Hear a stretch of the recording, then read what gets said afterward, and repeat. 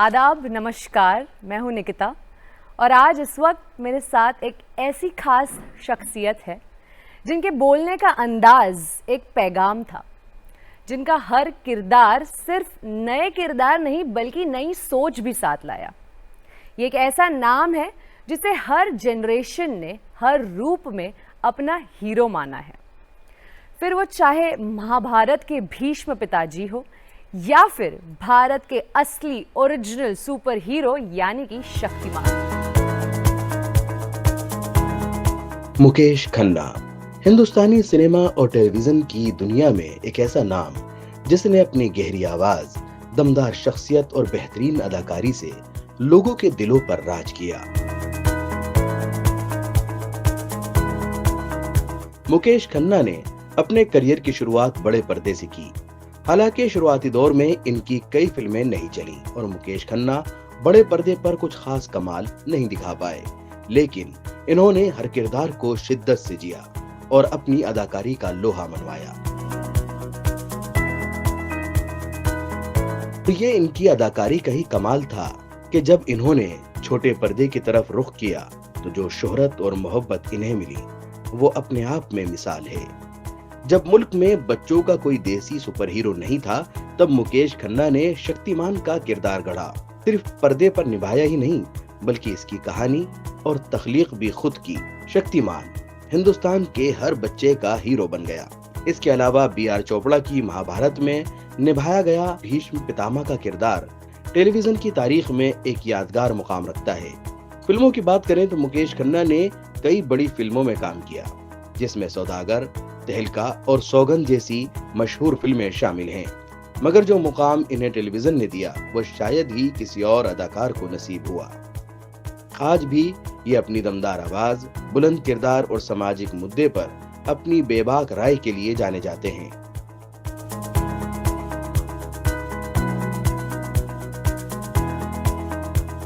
तो आइए स्वागत करते हैं मुकेश खन्ना जी का, जिनका सफर अपने आप में ही एक इतिहास है। नमस्कार। नमस्कार सर। युधिष्ठिर जी, माँ गंगा, कर्ण, अर्जुन सब गुफ्तगू में आके गए थे। अब सिर्फ भीष्म पिताजी का इंतजार था। क्या है, बच्चों से पहले मिल लो फिर जाके पितामह से मिलो, ऐसा होता है।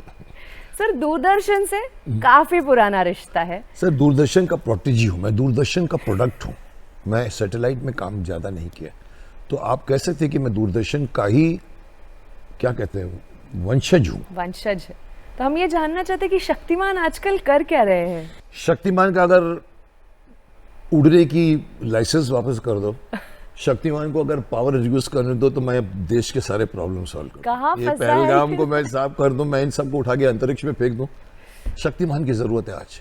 तो शक्तिमान बनकर मैं क्या कर रहा हूँ, इंतजार कर रहा हूँ कि शक्तिमान की बड़े पर्दे पर सोनी इंटरनेशनल से मेरे करार हुआ है 4 साल से ज्यादा। किसी क्या कहते हैं रुकावट के लिए, खेद या क्या कहते हैं, कुछ टेक्निकल रीजन से अटका पड़ा है। वो आएगा तो वो 3 फिल्में आने वाली हैं, 1, 2, 3 ट्रिलॉजी ऑफ शक्तिमान। वाओ, बड़े लेवल पर है, लेकिन कहीं ना कहीं एक छोटे से पॉइंट पे अटका हुआ है। उसके अलावा मैं मार्शल करने जा रहा हूँ। ये हैट वैट भी आजकल क्यों पहनता हूँ, क्योंकि मेरा एक नया रूप आने वाला है जो है जो साइबर क्राइम के ऊपर रहेगा। और उसमें मैं मार्शल का रोल कर रहा हूँ, जो आजकल लोग लूट रहे हैं करोड़ों रुपए लोगों के। सो इसके अलावा एक और, मैं सिंस दूरदर्शन है तो दूरदर्शन ही के अंदर ये बात पहली बार बोली जा सकती है। मेरा एक प्रोजेक्ट शायद अगेन बहुत सारे इफ्स बट्स किंतु परंतु होते हैं। गंगाधर के ऊपर शायद डीडी के लिए, OTT के लिए, फिंगर्स क्रॉस करो, कुछ भी क्रॉस करो, बट वो पास हो जाएगा तो problem of the country and the समाज solved by Gangadhar Vidyadhar Mayadhar Omkarnath Shastri, not by Shaktimaan. बिल्कुल। वो अपनी पावर यूज नहीं करता, वो कैसे सॉल्व करेगा एक घर का प्रॉब्लम, करप्शन का प्रॉब्लम। सो एक इंटरेस्टिंग कॉन्सेप्ट मैंने दिया है दूरदर्शन वालों को मैंने, और उनको पसंद आया, और वो शायद अप्रूव हो जाएगा तो you will see my second रूप, पंडित गंगाधर विद्याधर मायाधर ओंकारनाथ शास्त्री, ग्राम कुटिंडा, पोस्ट त्रिखोली। जो लोग बोलते हैं सर कहाँ से लेकर आए थे कैरेक्टर को, तो वो एक चल रहा है इस वक्त। जी। बेसब्री से इंतजार रहेगा। मुझे और इंतजार है, क्योंकि मुझे कई लोग अरे आप बोलते हैं लाते नहीं हैं शक्तिमान को, कब आएगा, मेरे पीछे पड़े लोग। बिल्कुल, जैसे कि मैंने शुरुआत में कहा था कि आपका सफर अपने आप में एक इतिहास है। तो इतिहास में अगर हम पीछे जाए, जन्म एक पंजाबी परिवार में मुंबई में ही हुआ। मुंबई में हुआ, बट अदरवाइज हम लोगों का पूरे फादर मदर पाकिस्तान से पार्टीशन के बाद आए। ओह, So we are the suffering of the partition, but I was born in Bombay. Mumbai, उस जमाने में बॉम्बे होता था। बिल्कुल। तो जी, आई एम अ बॉम्बेइट। यस। तो मैं ये जानना चाहती हूँ कि फैमिली का जो हेरिटेज, जो कल्चर, जो अपब्रिंगिंग है, उस दौरान ये मैजिक, ये एक्टिंग का छाया खुमार, या ये कब? मैं कभी कभी लुक बैक करता हूँ कि मैं इंजीनियर बनना चाहता था। मेरे दिमाग में उस जमाने में साइंस था जी। मैंने हिंदी स्कूल से वो किया है, एसएससी, बीएससी मैंने सेंट जेवियर्स कॉलेज से किया है, जो एकदम मॉडर्न, और फिर मैंने लॉ में जाके मैंने एक्टिंग में स्टेज पे काम किया। तो मेरे उस जमाने में टिल बीएससी मेरे दिमाग में इंजीनियर बनना था। उसके पहले अगर आप इतिहास खंगालो तो मैं सोचता हूँ मैं कब एक्टर बनना चाहता था। फिर मुझे याद आया कि स्कूल में मैं क्या करता था, तो मुझे याद है हमारी एक डिबेट की क्लास होती थी, हर स्कूल में एक डिबेट होती है। बिल्कुल। लड़का को बोला आओ बोलो कुछ भी। तो मुझे याद है मैं 4 दिन पहले एक पिक्चर देखी थी जग्गा डाकू, हाँ, जिसमें जयराज जी और शायद निरुपा राय, पता नहीं, घोड़े, और तो वो आकर मैं पूरी कहानी सुनाता था स्टेज पे बच्चों को। उसने मारा, उसको ठिशुम करके मारा, गिर गया, उसने वो किया। That was the only thing which I remember, कि जहाँ मुझे लगा कि मेरे अंदर कुछ अभिव्यक्ति की एक शायद कोई कीड़ा होगा जो मैं उस वक्त आके पूरी। और एक और चीज जो मैं बोलता हूँ, एक्टरों की मैं खिंचाई तो नहीं कहूंगा, बट क्रिटिसाइज करता था। दिलीप साहब ने अच्छा काम किया, आन ने अच्छा काम किया, इसमें अच्छा नहीं, उसमें अच्छा है, इसमें हम ग्रुप बैठ के जिसको हम रिव्यू बोलते हैं। जी। बाकी उसके अलावा मैंने अगर एक्टर बनना स्कूल लेवल पे कभी नहीं। एक और चीज थी, एक बहुत मशहूर, अभी आप अपने बात छेड़ी देर मैं बता दूं, बहुत कम लोगों को बताइए कि एक उस जमाने में एक नॉवल मशहूर होता था। मैंने चंद्रकांता पढ़ी थी उस जमाने में, महाभारत पूरी चाट गया था, लेकिन एक किताब पढ़ी थी जासूसी दुनिया। और वो जासूसी दुनिया कर्नल वो जो जासूसी दुनिया बाय इब्न शफी जो पाकिस्तान के हैं उन्होंने, और वो हम लोग पूरी स्कूल में एक आदमी बैग में लाता था। अच्छा। एक आदमी बैग में जीरा गोली सुपारी लाता था, वो बांट देता था, वो सब लोग सर देख नहीं रहे तो खाते। और एक थी किताबों की एक बैग लाता था, वही जासूसी दुनिया, उसमें कर्नल विनोद और हमीद, जो लोगों ने पढ़ा होगा जानते होंगे। मुझे कर्नल विनोद बनने का बहुत शौक था। अच्छा। हम लोग छुप छुप के पढ़ते थे, मास्टर से देखते थे, पढ़ते थे, करते थे। और वो मैं ओवर कोट पहनकर। ऐसा क्यों? पर क्या खास कैरेक्टर था वो? वही कहता हूँ कि मेरे अंदर वो मारा मारी करने का इतना अंदर से होगा तभी मैं शक्तिमान कर पाया। बिल्कुल। मेरे को याद है मैं एक बार ट्रेन ट्रैवल करता था चर्चगेट से मरीन ड्राइव, मेरा घर मरीन ड्राइव में था और चर्चगेट में मेरा स्कूल था। तो ट्रेन जब जाती थी तो मैं ऐसे खड़ा रहता था, बोलता यार कितना इजी है, मैं यहाँ से जंप मार के वहां चला जाऊँ, आने वाली ट्रेन के ऊपर कितना इजी है। हाँ। मूर्खता थी, बट मैं अब भी कर सकता हूँ। आई थिंक वो एक अंदर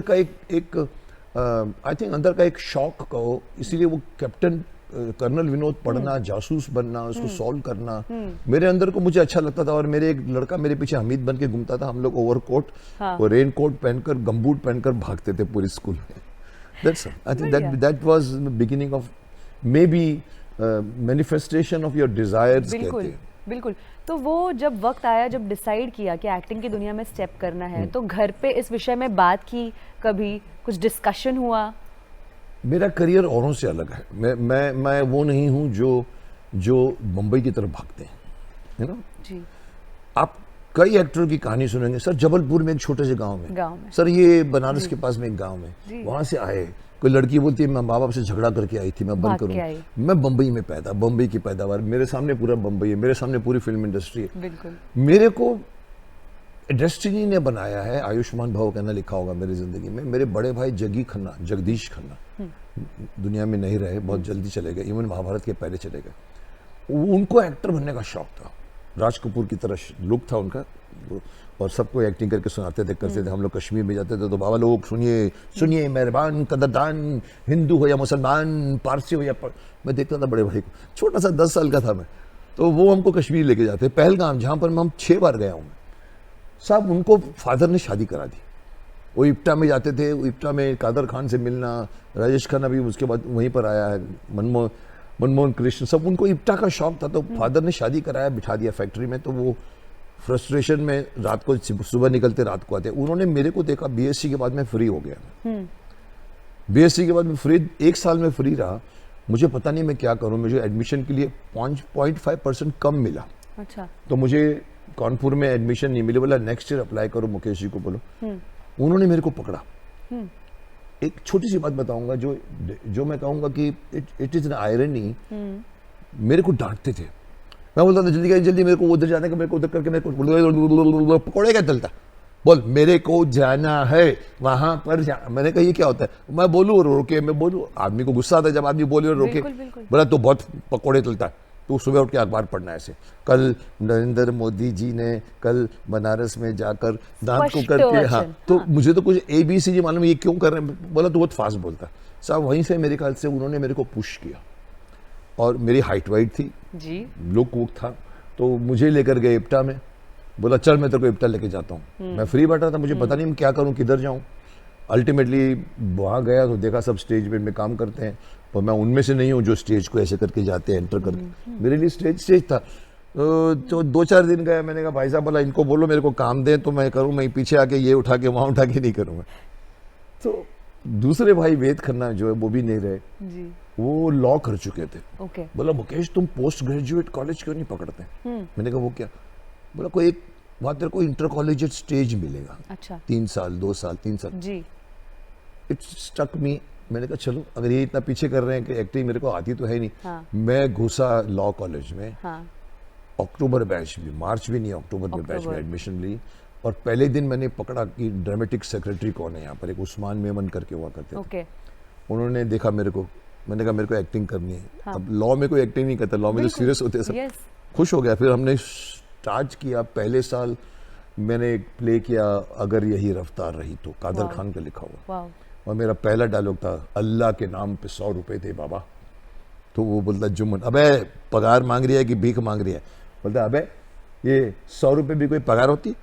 अरे 1000 रुपए तो उनकी पगार होती है जो काम नहीं करते। ऐसा करके मेरा डायलॉग था। मेरे को सर्टिफिकेट ऑफ मेरिट मिल गया पहले प्ले में, फर्स्ट ईयर। फिर अंदर से ना, देखो हर एक्टर को बोलता हूँ अपने अंदर कीड़ा ढूंढो। मिरर के सामने खड़े होकर देखो कि तुम नजर आओ। तो मेरे को लगता है एहसास हुआ कि मैं कर सकता हूँ। पहली बार स्टेज पे चला था, हालांकि वो बात अलग है कि पूरी कहानी सुनाता था मैं खड़े होकर स्टेज पे। All those things multiplied. Second year में मैं ड्रामेटिक सेक्रेटरी बन गया, वो पास आउट हो गया। फिर मैं गवर्नमेंट लॉ कॉलेज बन गया, मुझे गवर्नमेंट लॉ का खिताब मिला। फिर किसी ने कहा तुम फिल्में क्यों नहीं करते, तुम्हारे भाई साहब फिल्म बना रहे थे उस वक्त। मैंने कहा नहीं, मैं भाई साहब की फिल्म नहीं करूंगा, मैं सीखूंगा। और 2 साल में फिल्म इंस्टीट्यूट ऑफ पुणे गया, एक्टिंग कोर्स किया। नसीरुद्दीन शाह, शक्ति कपूर, रामेश्वरी मेरे क्लासमेट्स थे। वाओ।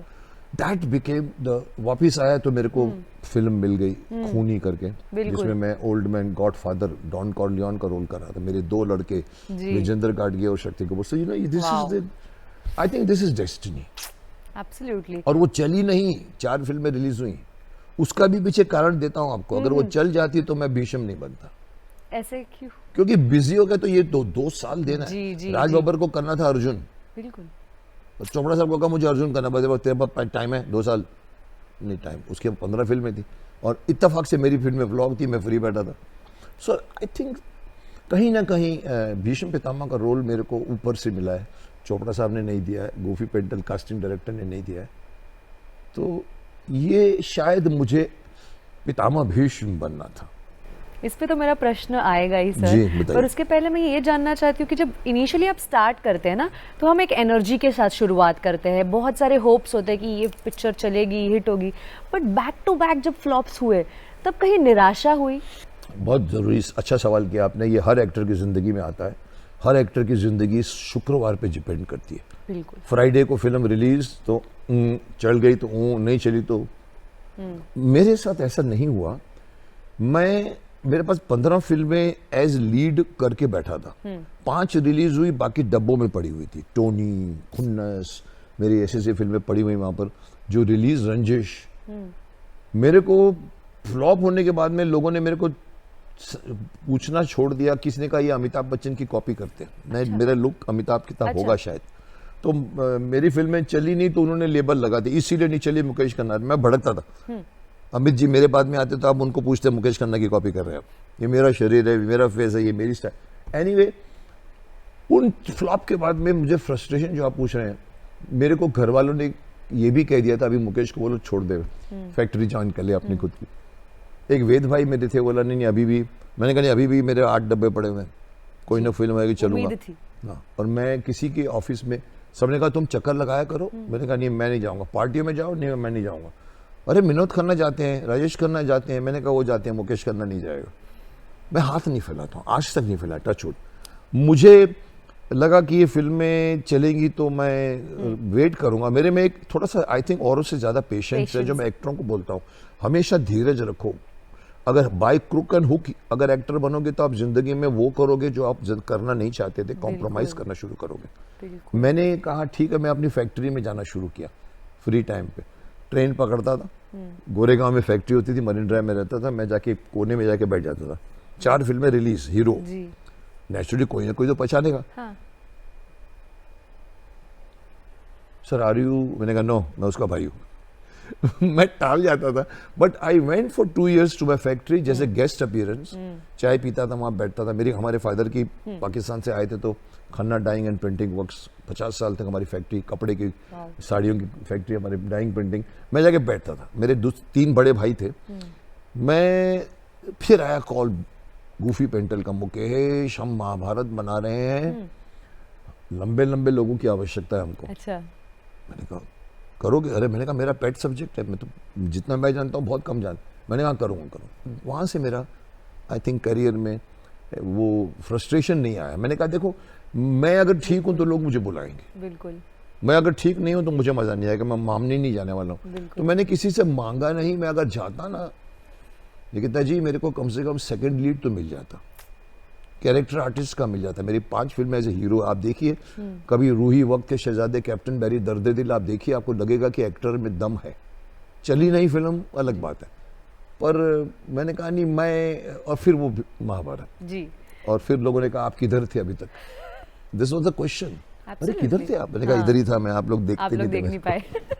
तो जब वो कॉल आया कि महाभारत के लिए हम कास्टिंग कर रहे हैं वगैरह, कॉल पे ही किरदार के बारे में पता चला या उत्सुकता जानने की थी कि कौन सा इसकी भी एक लंबी कहानी है, इसकी भी एक महाभारत कहानी, इसी को लिए बोलता हूँ डेस्टिनी है। इससे चोपड़ा साहब ने मेरे को कास्ट किया ऐसा नहीं, हाँ। गूफी पेंटल ने किया नहीं, छोटी सी बहुत बार बोल चुका हूँ बट संक्षिप्त में बता दूंगा।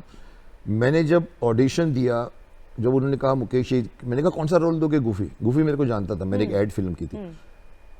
मुकेश मैं तुमको अर्जुन, कर्ण, भीष्म, कृष्ण दे सकता हूँ।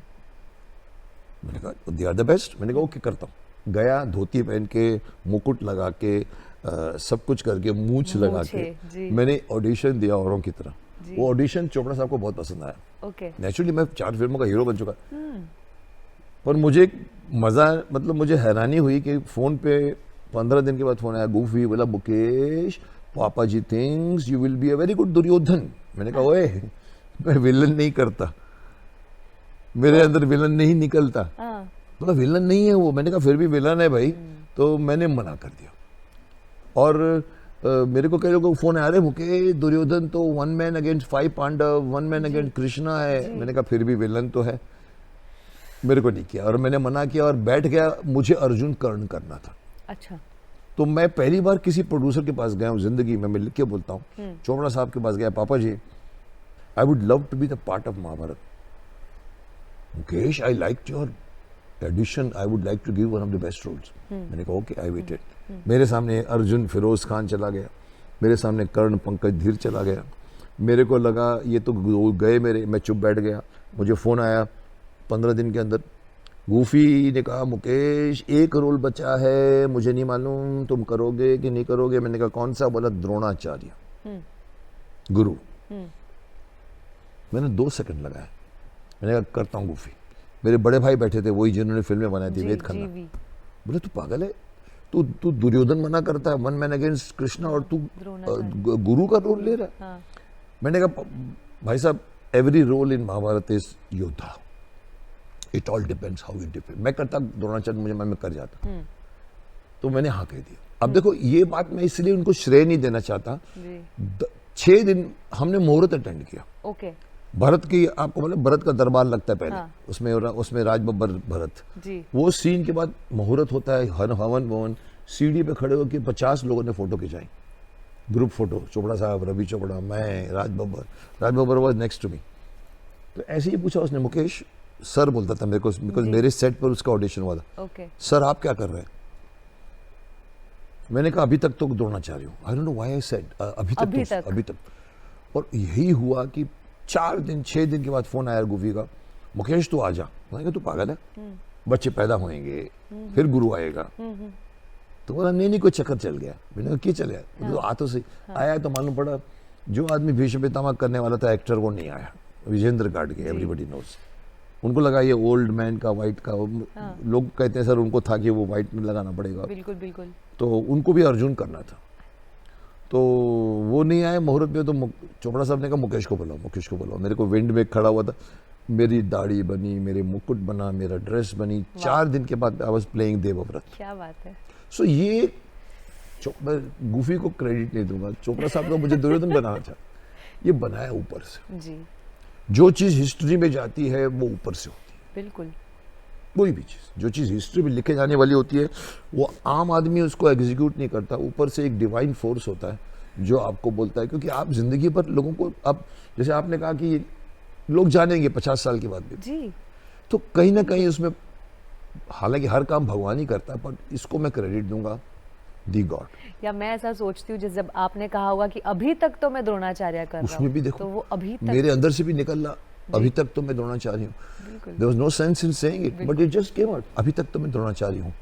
मतलब या तो मुझे लगा था होगा कि शायद कुछ होगा, क्योंकि 100 रोल बड़े बड़े यहाँ पर तो, और हो भी आता, दुर्योधन से अर्जुन गया, कर्ण गया।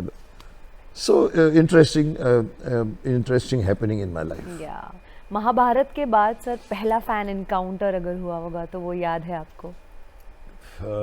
महाभारत के बाद तो कहानी ही कहानी भरी पड़ी है। मतलब महाभारत के किरदार पहले तो यंग थे, फिर उसके बाद सफेद काली दाढ़ी, फिर मिक्स दाढ़ी, फिर इतनी बड़ी दाढ़ी, 160 साल। बिल्कुल।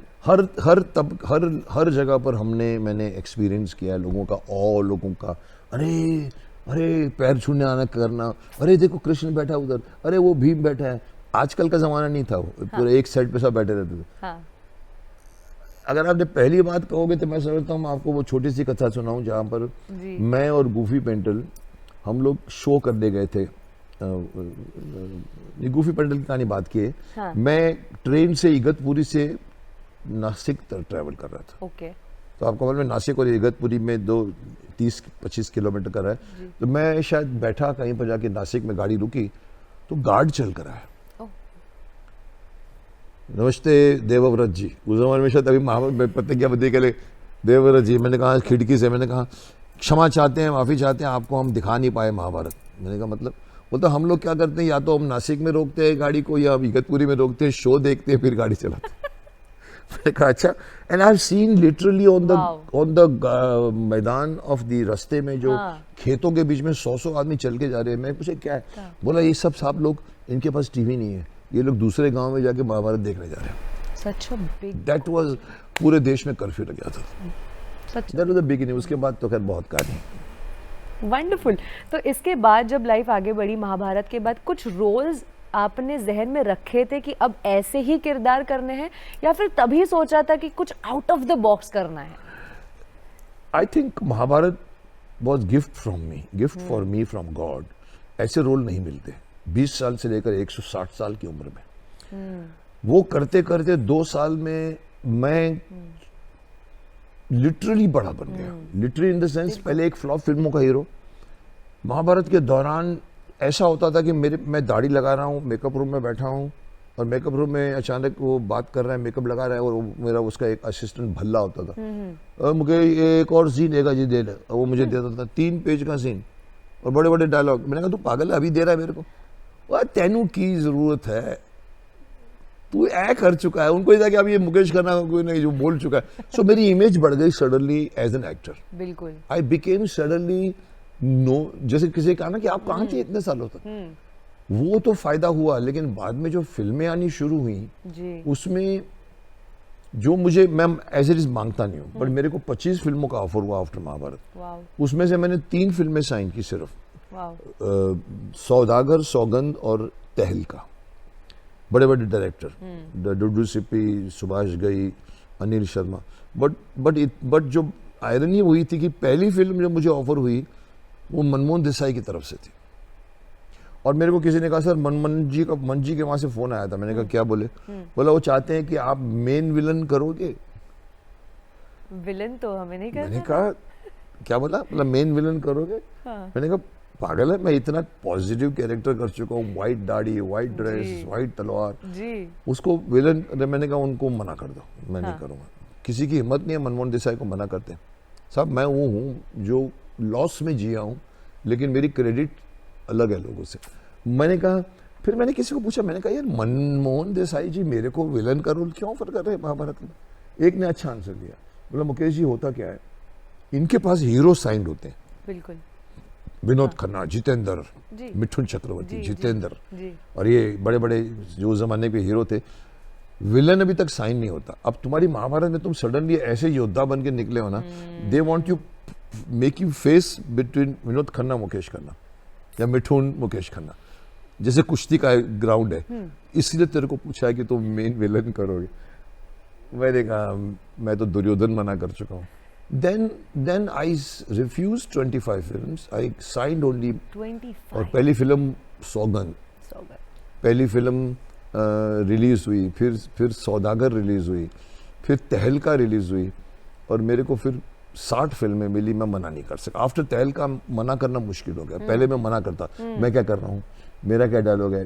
आई think that paid in my career, that I became choosy, and I tell people this. I learn not, I would not say learn from Dilip Sahab, but Dilip साहब एक साल में 2 फिल्में करते थे कम से कम, ज़्यादा से ज़्यादा, और हर फिल्म को अवार्ड मिलता था। आज का एक्टर 10 फिल्म करता है एक साल के अंदर, क्या क्वालिटी देंगे आप? मैं शायद उसमें हूँ कि शायद मैंने वो जो बेस्ट ऑफ द 3 लॉट्स खरीदे देखे मैंने। दिलीप साहब का लड़का बना सौदागर में, सौगंध में चौधरी सारंग, आज भी मुझे डायलॉग्स बोलने पड़ते हैं जगह जगह पे। और फिर तहलका आई जिसमें धर्म जी के सामने, नसीरुद्दीन के सामने मेजर रंजीत सिंह का रोल, टांग कटा हुआ, इतना हिट हो गया कि फिर मुझे रोल केसी बोकड़िया की 6 फिल्में की मैंने, तो तब ना करना मना हो गया। बिल्कुल मुश्किल हो गया कि नहीं आप नहीं करेंगे। मुकेश जी को बोलते हो, अगर मुकेश जी को, मेरे सेक्रेटरी को बोलते थे, हाँ। केसी बोकड़िया, मुकेश जी को कहो कल एक फिल्म करनी है। मैं बोला अभी पूछने दो। बोला उनको बोलो वो अगर नहीं करेंगे तो मैं खुद खड़ा हो जाऊंगा, पर उनको बोलो करनी है वो फिल्म। ऐसा करके मैंने केसी बोकड़िया के साथ 6 फिल्में की। सो टचवुड, मालिक की दया से करियर फिर ऐसा लगा कि मतलब, पर हालांकि आगे अभी भी बोलूंगा, विलन अगर मैं हाँ बोल देता ना, मनमोहन देसाई की पहली फिल्म में विलन बन जाता, तो मेरे को 50 फिल्में मिल सकती थी। मेरे अगले सवाल से पहले एक छोटा सा सवाल महाभारत को लेकर ये रहा कि युधिष्ठिर, जो बाकी सारे कैरेक्टर्स गुफ्तगू में आके गए, इन्होंने शूटिंग के दिनों के दौरान ना बड़े किस्से सर सुनाए हमें। तो अभी हम एक किस्सा आपसे भी सुनना चाहेंगे। देखिए शूटिंग के दौरान तो खैर पूरी हम देखिए, हम औरों की तरह नहीं थे। हम 2 साल हमने जिया है महाभारत। ये पूरी फैमिली एक साथ रही है। पूरी फैमिली में हम एक साथ में शो करने गए हैं। पूरी फैमिली में हम ट्रैवल करते थे। और जयपुर के अंदर लास्ट डे में शूटिंग में जब वॉर की सीन चल रहे थे, 15 दिन में 10 दिन किसी को नहीं मालूम था। जी। रेगिस्तान में जाके शूट करते थे। जी। लास्ट डे में खबर फैल गई। अच्छा। कि अरे महाभारत की यूनिट आई है वॉर सीन करने। हाँ। फिर यू विल बी सरप्राइज्ड, उस दिन बैलगाड़ियों पे घोड़े पे बाढ़ में 10, 15, 20 हजार पूरे आदमी जमा हो गए जहाँ हम शूट कर रहे थे। अब उनको रोकना पड़ता था पीछे। अब वो टेंट था हमारा बना हुआ, इतना बड़ा टेंट बनाया था उन्होंने हम लोग के बीच में मेकअप। वो टेंट ऐसे हिले, ओए देखो, ओए कृष्ण है, ये कृष्ण, ओए देखो, ओए भीम, ओए भीष्म पितामह, ओए टेंट ऐसे हिलता था। मैं उनको बोलता था पीछे रहो। And that's how we, you know, everybody gave us the love, the awe, they were like mesmerized because it was done some for 2 साल पूरे भारत में। किसी ने एक नाना चूड़ासमा बम्बई में, अगर आप जानते हैं, मशहूर थे। चर्च गेट के ऊपर एक बैनर उनका लगा रहता था एवरी टाइम, जैसे अमूल का लगता है जी। तो उन्होंने एक बार लिखा था, if you want to solve the traffic problem of Bombay, screen Mahabharat. Wow. तो इट बिकेम दैट पॉपुलर एक छोटी सी बात बताऊंगा मैं। शूटिंग में तो खैर मैं शूटिंग की घटनाएं तो आपको नहीं बता सकता, बिकॉज शूटिंग में सबको अलाउड नहीं होता था अंदर आने को। जी। लेकिन अगर मैं आपको छोटी सी बात बताऊंगा तो आपको मालूम पड़ेगा कि क्या इमेज होती है। मैं और गूफी पेंटल सतना में नहीं, कई एक महाराष्ट्र का एक परतवाड़ा, वहां पर एक फंक्शन में गए। हम लोग करते थे प्रोफेशनली करके, कितना देंगे पैसा, बोलता रहे मुकेश जितना दे रहे करो करो, आप टाइम निकाल के। ये हमारा एक प्रोफेशनल हैजार्ड है जो करना पड़ता। हम करके बाहर निकले तो पता लगा गए तो ठीक ठीक है, जाने के टाइम पे कोई पूछने वाला नहीं है। तो अपना ये नहीं, आई थिंक सतना और इलाहाबाद के बीच की बात है। तो मैं और वो दोनों निकले तो उन्होंने रखा गाड़ी को, आगे एक गाड़ी पीछे एक गाड़ी, जो पहले कभी नहीं होता। लोग बोलते जाने के टाइम पे लोग ज्यादा केयर नहीं करते, पर मैंने कहा आगे गाड़ी क्या कर रही है? बोलता नहीं, हमारे कंपनी का जो मैनेजमेंट डायरेक्टर है ना, उन्होंने बोला कोई गड़बड़ नहीं होना चाहिए, एक गाड़ी पीछे आगे रखो, कुछ गड़बड़ हो जाए तो। I was impressed. मैंने कहा अच्छे लोग। मैं और गूफी गए, इलाहाबाद से नजदीक पहुंचे तो एक चाय पीनी थी। मैंने कहा यार एक काम करते हैं, चाय पी लेते। रुक गए, उधर चाय पीने गए तो 15-20 मिनट उसमें गए होंगे। वापिस जाके बैठे तो नजदीक आए तो मालूम पड़ा फ्लाइट उड़ने वाली है, उड़ रही है इनफैक्ट। तो बोला अरे अरे क्या हो गया? बोला, मैंने कहा अरे क्या? उनको बोला वो क्या गलती से एयरफोर्स लेके चला गया हमको। उसमें और टाइम खराब हुआ।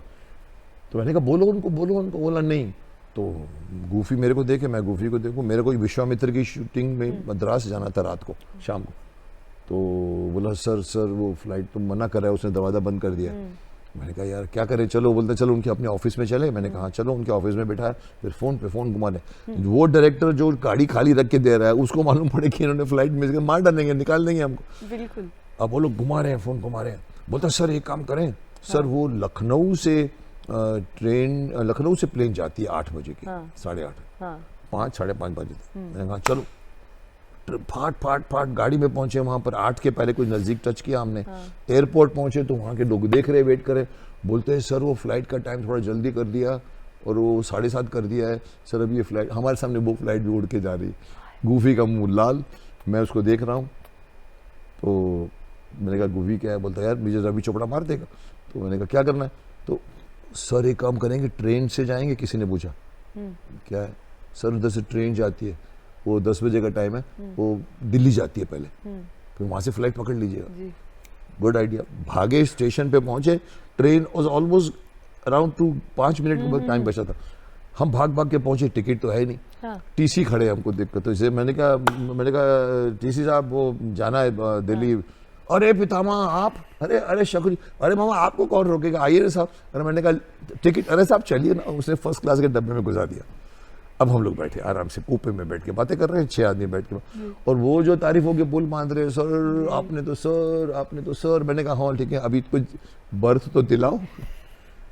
तो इतने में एक आदमी ने कान में आके बोला गार्ड मेन टीसी को। तो मेरे को देखते वो बोलता सर वो एक लास्ट कूपे में एक बंगाली कपल है, बच्चे हैं साथ में। वो बोलते हैं कि हम पितामा को तो लेंगे लेकिन शकुनी मामा को नहीं देंगे। तो मैंने कहा देख साले तेरी क्या इमेज है। तो हंसता है मेरे को। तो मैंने कहा चलो, फिर लेकर गए वहाँ पर। और वो उन्होंने फिर मेरे को दही भी खिलाई होगी, वो भी खिलाएगा, ऊपर की बर्थ दे दी। तो मैंने कहा वो गूफी का भी देखिएगा। गूफी को बोला हाँ हो जाएगा। फिर हम पहुंचे, कट टू दिल्ली, बाहर निकले तो वही टीसी हमारे साथ में था। तो वो बोला चलो। तो मैंने कहा भाई साहब पैसे तो लो, टिकट का कुछ अभी तक पैसा भी नहीं। अरे आपको क्या जरूरत है, पूरा हिंदुस्तान भारत आपका है, चलिए। ऊपर से लेके पुल से लेके बाहर निकाल दिया फ्री। अब देखिए इसको क्या कहेंगे आप, ये भक्ति। ये मैं उनको बोलता हूँ, अर्जुन को भी कई बार बोलता हूँ, कॉलर अप करके घूमता था। मैंने कहा ओए ये कॉलर अप मत कर, ये हमारा कुछ कमाल नहीं है, इन लोगों का भोलापन, इन लोगों का आपके प्रति एक वो है। So and it is still today, even today लोग मेरे पैर पड़ते हैं, अब मेरा हाथ उठ ही जाता है आयुष्मान कहने के लिए। But this is our country, आस्था पे जीता है पूरा देश। असली ऑरा, ऐसे असली ऑरा कहते हैं। ये आपको हॉलीवुड में नहीं मिलेगा, बिल्कुल हॉलीवुड में नहीं मिलेगा कि इतना इतना वहाँ पर आप चाय पी रहे तो कोई डिस्टर्ब नहीं करेगा आपको। यहाँ पर Absolutely. तो 80 तोड़े फैन है, पकड़ के पंजाब में जाओगे तो कंधे पे हाथ रख के एब्सोल्युटली। तो इस पूरे दौर में जब फिल्में मिली इतनी सारी, इतने सारे ऑफर्स, हम हर जगह एक कॉन्सेप्ट देख रहे हैं, हीरो विलेन हीरोइन ये सब हो रहा है, ये सुपर हीरो वाला कॉन्सेप्ट जो था ना ओरिजिनल, उसकी भी कहानी है, अच्छी कहानी है कि मेरे को याद है हम चोपड़ा साहब के ऑफिस में जाते थे, मेरे साथ मेरे डायरेक्टर दिनकर जानी भी थे, वो भी बैठे थे। उन्होंने कहा Mukesh you will not be able to break the Pitamah image.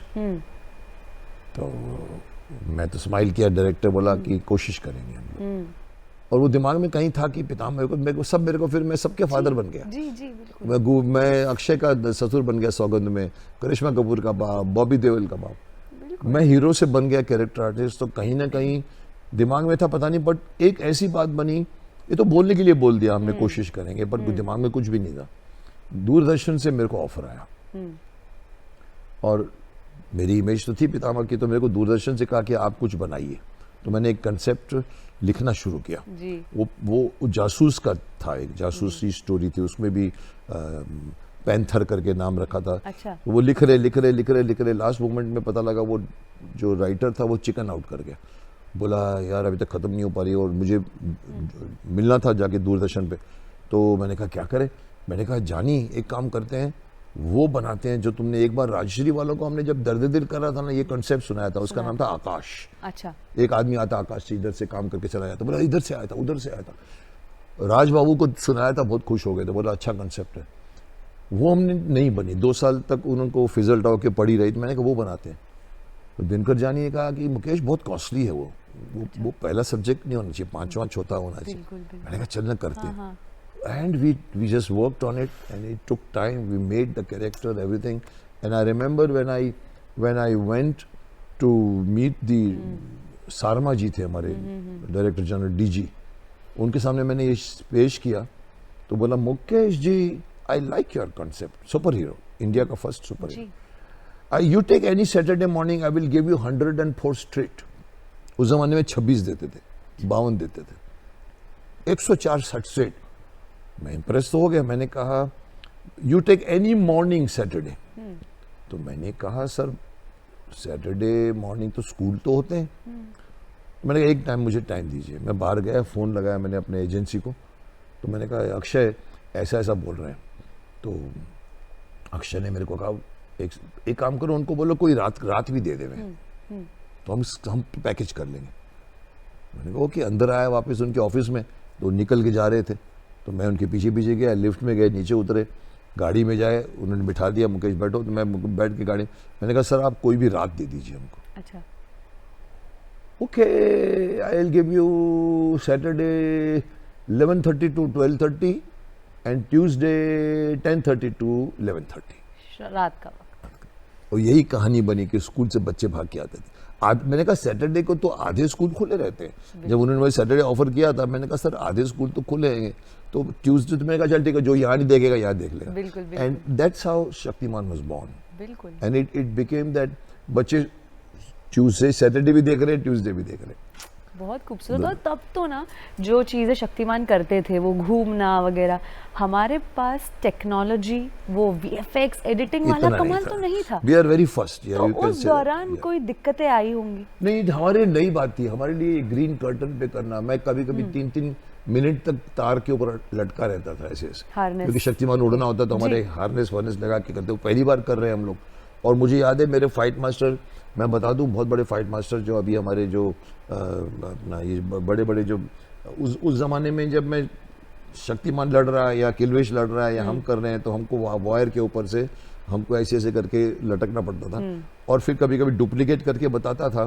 तो डुप्लीकेट किया, तो डुप्लीकेट जब करके ऐसे उतरे तो करने बोला ओए ये देख मुकेश जी को देख, 3-3 मिनट तक करते कुछ नहीं, तुम सारे 2 मिनट आधा मिनट में तो कर रहे। तो मैंने कहा नहीं पता नहीं मेरे में, but it was not a easy task to fly, to show flying. तो वो कहीं ना कहीं हमने कर निकले और हमको भी नहीं पता था क्या रिजल्ट होता है। रात भर स्पेशल इफेक्ट्स वाले हमारे काम करते थे और वो जो चीज बन गई वो पहली बार लोगों को अलग किया। अब तो लोग बोलते हैं अब तो एकदम इजी है, ग्रीन कर्टन पीछे लगा दिया, कुछ भी करा, और हर फाइट साउथ की वायर पे ही होती है, मार के जंप मार के जाता है। हमारे समय में ऐसा नहीं होता था। तो यू आर राइट, वो टेक्नोलॉजी, बट मैं बता दूं कि टेक्नोलॉजी की वजह से शक्तिमान नहीं चली, शक्तिमान कंटेंट की वजह से चली। एक हमारे देश का यौगिक सुपर हीरो जिसके पीछे पंचभूत की ड्रेस है उसकी, वायु अग्नि जल पृथ्वी नभ, कुंडलिनी को जागृत करना, this was the thing which made Shaktimaan what Shaktimaan today. बिल्कुल, अदरवाइज तो फाइट तो और जगह भी होती है। बिल्कुल। तो कभी सेट पर सर ऐसा कुछ शूटिंग करते वक्त फिजिकल इंजरी का कभी सामना करना पड़ा हो? बहुत बड़ा सामना करना पड़ा था एक बार मेरे को। वो भी शक्तिमान बनने के बाद। अच्छा। मतलब it was not during Shaktimaan shooting, but एक ऐड आई थी हमारे पास। एक ऐड में एक बिस्किट की ऐड थी, उसको करने के लिए श्याम कौशल देखिए हमारे आज इतने बड़े फाइट मास्टर है, वही हमारे फाइट मास्टर थे। वो धीरे धीरे इतने बड़े हो गए, तो मैंने कहा एक ऐड करनी है जिसमें ये है कि गंगाधर ऐसे उसको भालू उसको ऐसा मारता है थप्पड़, बच्चों के साथ खड़ा हुआ है और भालू मारता तो उड़ जाता है ऊपर, टिंग टिंग टिंग टिंग थप्पड़ में, अरे क्या कर रहे हो ऊपर, और ऊपर जाके गोल गोल घूम के शक्तिमान बन के वो पैक ऑफ बिस्किट लेके आता। अच्छा। तो करने को तो कर गए, गंगाधर बनकर मेरे को वो सीक्वेंस हुआ जहां पर वो मेरे को 100 फीट तक ऊपर जाना पड़ता था हार्नेस पे, और मुझे श्याम कौशल ने कहा, मतलब मुकेश जी कृष कर रहे थे उस वक्त, पहली बार मैं लेकर ये 100 फीट क्रेन लेकर आया हूँ, तो यूज किया, तो ये वायर से खींचा खींचा खींचा ऊपर चला गया, फिर धीरे धीरे छोड़ा तो फिर लैंड किया। करेक्ट। 2 दिन शूटिंग बराबर चली, गंगाधर का सीन कर गया, शक्तिमान का सीन आया, तो मेरे को उन्होंने बताया करने को, मैंने कहा ठीक है करते हैं। और अब उसमें होता क्या है, 6 आदमी खींचते हैं वायर को, Because that is very heavy. हाँ मतलब आपको अगर बांधा है हाँ। तो वो मैकेनिकली नहीं ऊपर जाता, उसके लिए मैन्युअली 6 आदमी उस वायर को खींचते हैं, तो आप ऊपर जाते हो और फिर छोड़ते हैं धीरे धीरे ऐसे, तो आप लैंड करते हो। तो गंगाधर का तो मैं कर चुका था 2 दिन, तो शक्तिमान का मैंने किया, और जैसे ही मैंने रिहर्सल की, ऊपर गया, फिर नीचे आया, साथ में बॉक्स लेके आना था, पर वो हमने रिहर्सल की, तो मैं लैंड किया, तो पता नहीं बाद में मालूम पड़ा किसी 6 में से एक आदमी का पैर फिसल गया और वायर उन्होंने ऐसी हो गई, तो मैं ऐसे सॉफ्ट लैंड के बदले में थक करके लैंड हुआ, मैं पैर पकड़ लिया मैंने, तो सब भाग के आए, बोले सर सॉरी सर, क्या वो गिर गया, वो फिसल गया।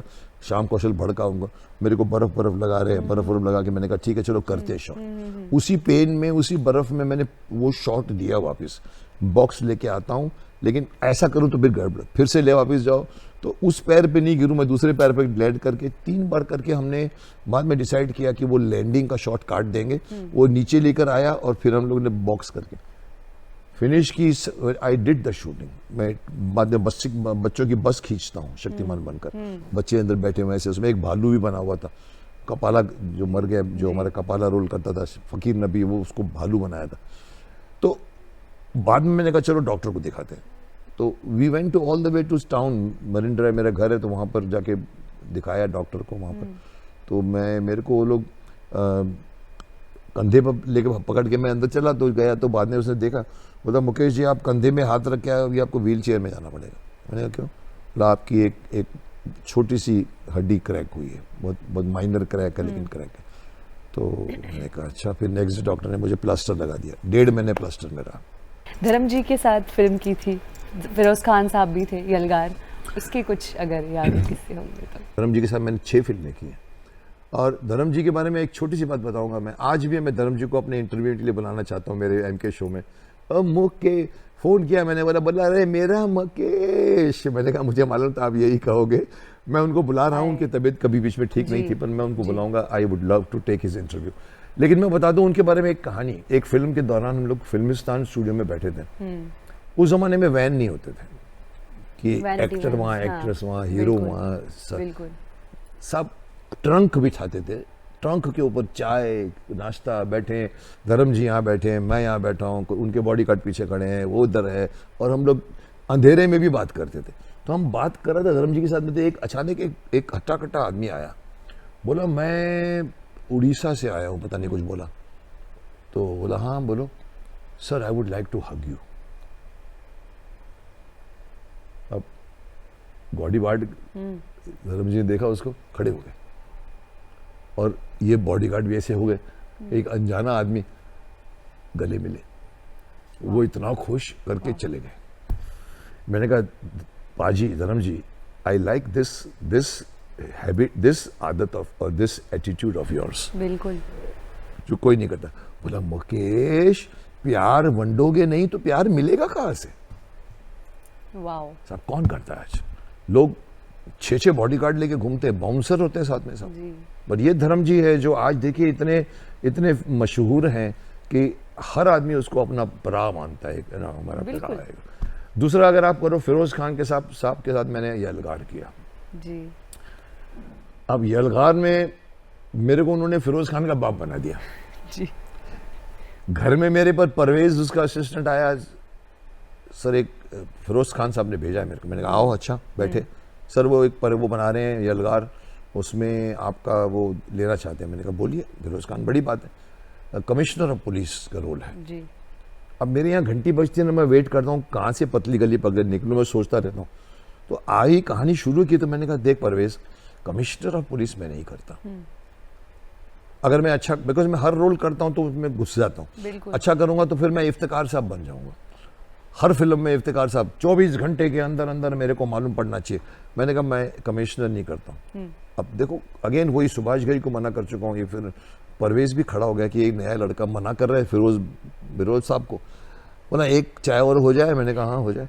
चाय मंगवाई घर से, मैंने उनमें चाय बैठ के पी रहे, कहानी शुरू की तो मालूम पड़ा ये जो कहानी है अश्विनी कुमार की कहानी है। ओह, मेन स्टोरी उसके फादर की है, उसका लड़का फिरोज खान है, उसके वो है, और कैसे वो कबीर बेदी। तो मुझे कहानी पसंद है, मैंने कहा करता हूँ। साहब मैंने एक्सेप्ट कर दिया। जी, अब देखो मैं आपको शूटिंग की क्या बात सुना रहा हूँ। पहले दिन की शूटिंग, उसमें मुझे कमिश्नर का वो होम मिनिस्टर मेरे को कमिश्नर बना देता है वाइस कमिश्नर से। तो उस जमाने में उसको तमगा मिलता है वहाँ पर। तो मेरी फैमिली बैठी हुई है जिसमें फिरोज खान बड़ा लड़का, फिर एक और लड़का, फिर वो बीच में कुछ 2-3 अपना मनीषा कोइराला, ये सब बैठे पहली रो में। और स्टेज के ऊपर होम मिनिस्टर का है, और स्पीच में मेरे को स्पीच देने को बोल चुके हैं ऑलरेडी। और मैं बोलता हूँ कि वो होम मिनिस्टर बोलता है ऐसे लगता है जैसे कि अश्विनी कुमार की फैमिली में लोग वर्दी के साथ पैदा होते हैं। तो इसका रिएक्शन शॉट ले रहे थे, मेरे को इतना मालूम पड़ा। मैं उसी दिन आया था तो मैं पीछे खड़ा था, अभी तक मेरे शॉट नहीं लिए तक। तो एक लंबी सी ट्रॉली लगाई थी और खान साहब खुद देखते हैं, वो कैमरा खुद ऑपरेट करते हैं। तो उन्होंने जब डायलॉग कहा ओके एक्शन, तो कैमरा घुमाया तो ये पूरे 10 लोगों की डिम में शॉट हो गया। तो मेरे पीछे खड़ा था, मैंने कहा Khan Sahab don't you think there should be a smile on the face? बच्चा पैदा हुआ है तो हु इज डायरेक्टिंग? मैं चुप, क्योंकि उनको लगा कि ये कौन है जो मैं डायरेक्ट कर रहा हूं। साहब वो तो हो गया, बट 4 दिन के अंदर अंदर उनको मालूम पड़ा कि मुकेश खन्ना और जैसा नहीं है, मीन्स इट। अरे मुकेश को बुलाओ, बिठा देते मेरे को साथ में इसको। और एक और कहानी एंड की बताऊंगा, वो बहुत इंटरेस्टिंग है कि मेट्रो में प्रीमियर शो में उन्होंने मेरे को स्टेज पे नहीं बुलाया। अपना डब्बू कपूर को बुलाया, संजय दत्त को बुलाया, जो मेट्रो में प्रीमियर होता है। मेट्रो आप समझ गए, मेट्रो की बात कर रहा हूँ, बम्बई की। मेरी पूरी फैमिली बैठी हुई है। लड़के को इंट्रोड्यूस किया था उसकी फैमिली, उसको भी स्टेज पे नहीं बुलाया। मैं ऐसे बैठा था, तो जैसे वो स्टेज का शो कर रहा, मेरे बड़े भाई साहब बोले चल मुकेश चलते हैं। मैं थोड़ा लेट रिएक्ट करता हूँ। उनको बुरा लगा कि मुकेश खन्ना का सीन एंड होता है कबीर बेदी और मेरा एंड में इंटरवल में पॉइंट में, और मेरा इतना बड़ा रोल उनका, और उनको स्टेज पे नहीं बुलाया।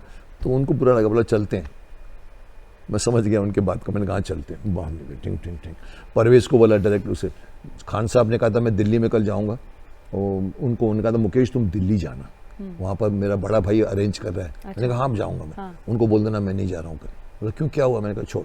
तो बाहर निकला तो संजय दत्त रोड क्रॉस करके आ रहा था, सामने से रोड गया होगा कुछ सिगरेट लेने को, पता नहीं। पता he did call you, he didn't call you, he called me. Even Dabboo मिला था, जितेंद्र को बुलाया, डब्बू ने कहा, बोला Mukesh he didn't call you, he called me, he didn't call you.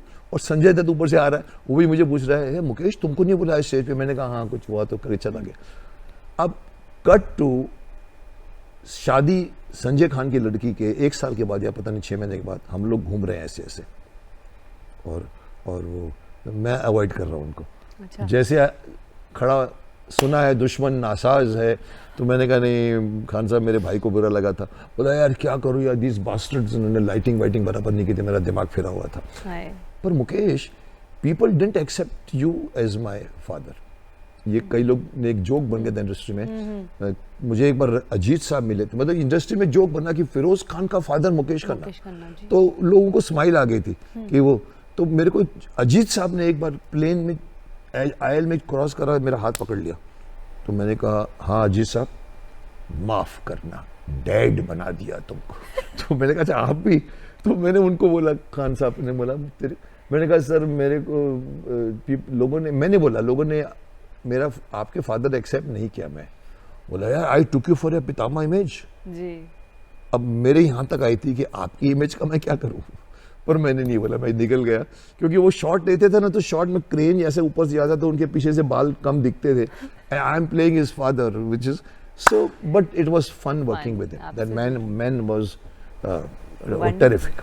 Wonderful. गुफ्तगू के जरिए किन लोगों को याद करना चाहते हो? आजकल देखिए गुफ्तगू जो आप करते हैं वो खत्म हो गई है। आजकल गुफ्तगू सिर्फ व्हाट्सएप में होता है, सोशल मीडिया में होता है, I love you, I don't like you, now I like you, I don't think, ऐसे ऐसे वो क्या वो बना देते हैं, क्या बोलते हैं, हार्ट का चक्कर, या कभी कभी ये करते हैं, कभी कभी 4 नमस्कार। मैं बोलता हूँ देखो आई डोंट लाइक इमोजीज, पढ़े लिखे आदमी हो, वर्ड्स में बोलो, 2 वर्ड बोलो, बहुत अच्छा, समझ में आता है, बहुत अच्छा ये नहीं होता है।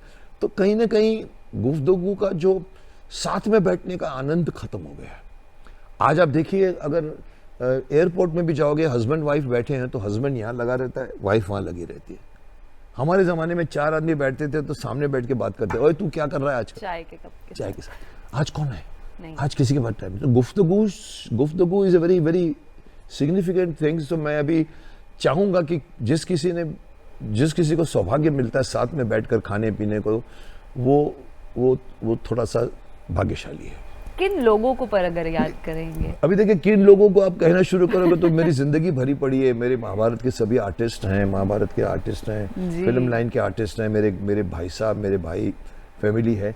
गुफ्तगू करना चाहूँगा तो मैं कोई एक फला आदमी नहीं बोल सकता हूँ कि जिसको मैं मिस करता हूँ। मैंने अपनी ज़िंदगी अपने दामों में जी है। मैं किसी के औ में भी नहीं हूँ, मैं ये भी नहीं चाहूँगा, बट मैं चाहूँगा कि काम की बात अगर कोई करने वाला बैठे, जैसे आजकल मैं आध्यात्मिकता की तरफ मुड़ चुका हूँ, वहाँ बैठकर गुफ्तगू करने में जो मिलता है वो ऑर्डिनरी गुफ्तगू में नहीं मिलता। आप समझते हो कि आप अंदर की आत्मा हो। सो मेरी गुफ्तगू अभी बदल गई है, मेरी गुफ्तगू अभी नॉर्मल नहीं है कि क्या किया, क्या खाया, क्या पिया। इसमें एक ऐड करना चाहूँगी, दिलीप कुमार साहब, राजकुमार साहब, इनके साथ भी काम किया है आपने। इनके साथ क्या? देखिए दोनों के लिए एक लाइन बोल देता हूँ। एक तो राजकुमार साहब, उनके साथ 3 फिल्में की हैं, सौदागर, एताज बादशाह और जवाब। दिलीप साहब के साथ सौदागर की उनका लड़का बना था। तो राजकुमार साहब के बारे में मैंने बहुत कहानी है। मैं एक ही सुनाऊंगा आपको कि हम जब सौदागर करते थे तो मैं यहाँ कुल्लू मनाली में इधर बैठता था, उधर दिलीप साहब बैठते थे, उधर राजकुमार बैठते थे। और राजकुमार जी को मैं देखता था, शॉट रेडी हो रहा है तो उनके पास मोबाइल पड़ा रहता था। वो उनकी स्टाइल है, वो ऐसे सिगरेट में सिगरेट नहीं होती, खाली एक सिगार पकड़ के स्टाइल मारते थे। जब ऐसा आदमी नहीं मिलेगा आपको। फोन उठाते थे, नया फोन था उस जमाने में, ऐसे ऐसे टिक टिक टिक टिक टिक टिक ऑन करते थे, फिर बात करते थे, लगा के भी नहीं, 2 इंच दूर के। हाँ बिल्कुल रख देते थे, फिर बंद करते थे। टिक टिक टिक 3 बार किया। मैंने कहा ये क्या करते हैं फोन? जब शॉट लेने में नजदीक आया, बोला, मैंने कहा राज साहब आप ये फोन को उठाते हो, स्टार्ट करते हो, बात करते हो, फिर बंद कर देते हो, रख देते हो, फिर उठाते हो, फिर स्टार्ट करते हो, बंद कर देते हो, क्यों? क्या बात बोली? मैं आज के सभी लोगों को बोलना चाहूंगा, कमाल की बात बोल गए वो। उनको खुद को भी शायद मालूम नहीं होगा कि वो इतने पते की बात बोल रहे। बोला जानी ये फोन हमारे इस्तेमाल के लिए है, दूसरों के लिए नहीं है। अब साहब देखिए, आपका रिमोट कंट्रोल दूसरों को दे दिया आपने, आप उनके फोन की वेट करते हो। आप मैसेज आता है तो फटाक से जवाब देने की, आप काम छोड़ देते हो, खाना पीना, नहीं आई एम ओके। अरे जरूरी नहीं है। वो आदमी बात करना है, मैंने तो मैं फोन चालू करूंगा, दूसरा मेरे को डिस्टर्ब करे, सब कौन करता है? दिलीप साहब के साथ में मैं एक अजीब हादसा हुआ था, मैं समझता हूँ सौदागर में नहीं देख पाए लोग, पहले दिन की शूटिंग मेरे साथ अच्छा रिलेशन बन गया था। मैंने उनको 19 मिनट में 19 रीटेक में उन्होंने मुझे पूरी कहानी सुना दी थी। मैं पीछे जाते थे पेड़ के, सुभाष गई शॉट था, ओके शॉट रेडी को चल के आते थे, कट कट, फिर पीछे जाना, वहाँ खड़े खड़े पूरी जिंदगी की कहानी सुना दी। मैं क्या था मुकेश, वो क्या है कि मैं देवी का रानी, और वो क्या होता था ना उस वक्त में सेव बनाते थे ना, सेव का वो पहले दिन की शूटिंग। मैं इसलिए बताना चाहता हूँ कि मैं कितना धृष्ट एक्टर हूँ। फर्स्ट डे मुहूर्त, सुभाष घई का फार्म हाउस उधर मड में, सब लोग इकट्ठे हैं। मेरे को सीन समझाया और मेरे को सुभाष घई ने, मैं सुभाष घई जी को मना भी कर चुका हूँ, सब आपकी फिल्म, मैं भीष्म पितामह के गेटअप में गया था उनसे मिलने के लिए, दाढ़ी वाड़ी लगा के, सिर्फ जीन्स पहन के और हैट पहन के। बोला तुम ऐसे आया? मैंने कहा आपने बुला लिया। बोला उनको बोलो मुकेश को मेरे को मिलो, क्योंकि मेरे को रात को जाना है। बिल्कुल। वो अलग कहानी है कि मैं कैसे आया, महाभारत के वॉर के बीच में से मैं मिलने को आया। तो उन्होंने, मैंने कहा था सुभाष जी, दिलीप साहब है, राजकुमार है, मुकेश खन्ना क्या करेगा? उस वक्त पीक पे था महाभारत। बिल्कुल।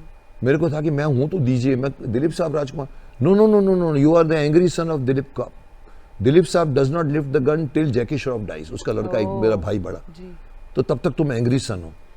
पैसा नहीं दिया उन्होंने, मैं ना करने वाला था, मेरे को कन्विंस कर दिया, ले करो यार, सुभाष घई तुम्हें बुला रहा है साहब। इसीलिए जब मुहूर्त हुआ, मेरा डायलॉग पहला डायलॉग था, जैकी श्रॉफ का इंट्रोडक्शन सीन था, सुभाष घई ने समझाया शॉट, ऐसा ऐसा शॉट है, तो हमने रिहर्सल की।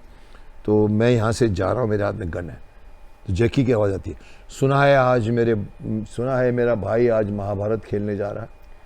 तो मैं टर्न करता हूँ, हाँ आज रमाकांत के सब्र का बांध टूट चुका है, आज हमने भी अपनी पिस्तौल में गोलियां भर ली हैं।